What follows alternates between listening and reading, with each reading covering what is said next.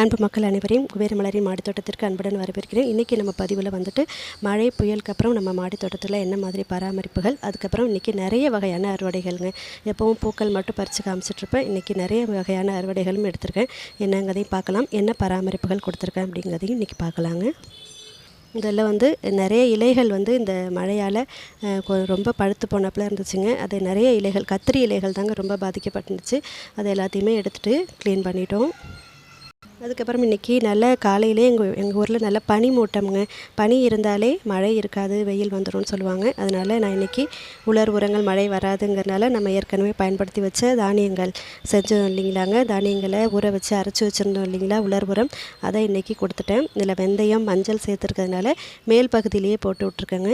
Fungus வராமல் இருக்கணுங்கிறதுக்காக எல்லா தொட்டிகளுக்கும் ஒரு கைப்பிடி கொடுத்துருக்கேன்.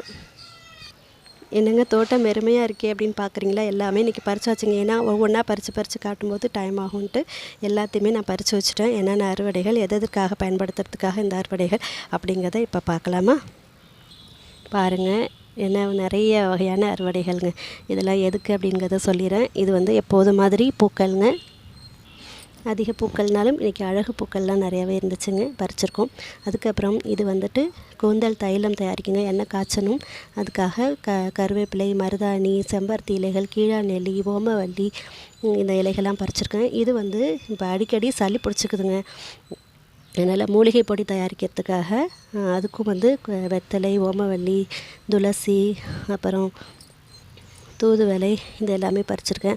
இது எல்லாமே மூலிகை பொடி தயார் பண்ணிடலாங்க. அதுக்கப்புறம் இந்த கீரைகள், மணத்தக்காளி கீரைகள்ங்க, இது கொஞ்சம் சூப்பு வைக்கலான்ட்டு அது கொஞ்சம் எடுத்துருக்கேன். காய்கறிகள் ரொம்ப இல்லைங்க. இன்றைக்கி ஒரு கத்திரிக்காயும் 2 செடி அவரையும் இருந்துச்சுங்க. மாடித்தோட்டம் நமக்கு எப்படிலாம் பயன்படுத்த பாருங்கள். அதுக்கப்புறம் உங்கள்கிட்ட இன்னொன்று காட்டணுங்க. கீரைகள் வந்து தண்டுகள் மூலயமா நல்லா நம்ம வளர்க்கலாங்கிறத நாங்கள் எல்லாருமே சொல்லியிருக்கோம். இங்கே பாருங்களேன், இப்போ சமீபத்தில் பசலைக்கீரைகள் கொண்டு வந்து இந்த தண்டுகள் நட்டு வச்சேன் பாருங்கள். இந்த மழை புயல்லையும் அழகாக அது நிறையா எல்லா தொட்டிகளும் காட்டுறாருங்க. பாருங்கள், என்கிட்ட உள்ள முக்கால்வாசி கீரைகள் இது போல் நான் வாங்கிட்டு வந்த கீரைகளை, தண்டுகளை பயன்படுத்தி தாங்க வளர்த்துட்ருக்கேன். அதே போல் இங்கே பாருங்கள், பொன்னாங்கண்ணி கீரைகள் எவ்வளோ எல்லாம் பசுமையாக வளர்ந்துட்டுருக்கு பாருங்கள். இது எல்லாமே நம்ம எளிமையாக வளர்க்கலாம். அப்புறம் இன்னொன்று உங்கள்கிட்ட சொல்லணுங்க. இங்கே பாருங்களேன், 2 வருஷத்துக்கு மேலேயும் இந்த வாழை இலைகள் பாருங்கள். இந்த வாழை இலை பாருங்கள், எவ்வளோ பெரிய இலைகள் உருவாகுது பாருங்கள். பாருங்களேன், 2 வருஷமாக அது நான் எப்போ மாடித்தோட்டம் ஆரம்பித்தனோ அப்போலேருந்து இந்த 2 வாழைக்கன்றுகளை நான் காமிச்சிட்ருக்கேங்க. எங்கள் பக்கம் காய்கறி பழங்கள் கூட கிடச்சிருங்க. இலை கிடைக்கிறதாங்க சமயத்தில் விரத நாட்களில் கஷ்டமாக இருக்கும். எனக்கு அதுக்கெல்லாம் ரொம்ப யூஸ்ஃபுல்லாக இருக்குங்க இந்த வாழை இலைகள். மாடித்தோட்டம் வந்து அழகுக்கு மட்டும் இல்லைங்க, நம்ம ஆரோக்கியத்துக்கும் ரொம்ப சிறந்தது. நமக்கு உடம்புக்கும் ஒரு நல்ல எக்ஸசைஸாக இருக்குங்க. தினமும் இதை பராமரிக்கிற வேலையே பெரிய வேலைங்க. நம்ம வந்து வீட்டில் சும்மா போர் அடிக்குதுங்கிறவங்களுக்கெல்லாம் இது வந்து ரொம்ப ஒரு ரிலாக்ஸான ஒரு விஷயங்க இந்த மாடித்தோட்டம். இன்றைய இந்த அறுவடைகள் பிடிச்சிருந்ததுன்னா, என்னுடைய மாடித்தோட்டம் பிடிச்சிருந்ததுன்னா, நம்ம சேனல் வந்து 2K சப்ஸ்கிரைபர் ரீச் பண்ணுறதுக்கு இன்னும் கொஞ்ச நாள் தாங்க இருக்குது. நீங்கள் மனசு வச்சா அது இன்றைக்கே கூட முடிஞ்சிடும்.